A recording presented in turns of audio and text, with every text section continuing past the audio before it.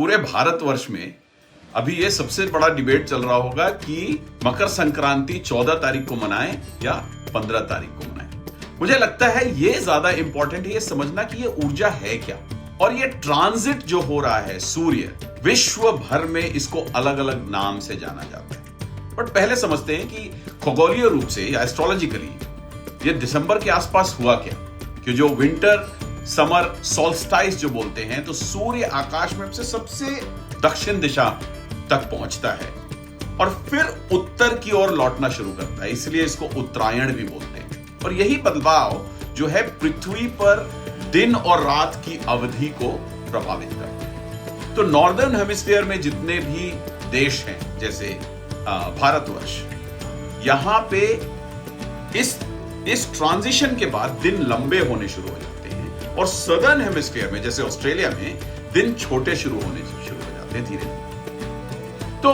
वैदिक कैलेंडर में इस ट्रांजिशन को हमने मकर संक्रांति कहा, यानी जब सूर्य मकर राशि में प्रवेश करता है। तो इसका मतलब क्या है कि सूर्य की ऊर्जा, जो राजा की ऊर्जा है, वो अनुशासन, रीसेट और आगे बढ़ने पे चली गई, इसलिए इस डे को बहुत अच्छा माना गया है। दुनिया की दूसरी संस्कृतियां भी इसको इस मौसम को चिन्हित करती हैं, जैसे रोमानो में सैटर्नेलिया बोला जाता है, यूरोप में इसको यूल कहते हैं, ईरान या फारसी में इसको याल्दा रात कहते हैं, और चीन में जियाओहैन, दाहान, इस तरीके का संकेत एक टर्निंग पॉइंट है। तो रिन्यूअल की तैयारी है। तो आपका कैप्रिकॉर्न प्रोटोकॉल क्या हो सकता है, इस ऊर्जा को आप कैसे यूज कर सकते हैं?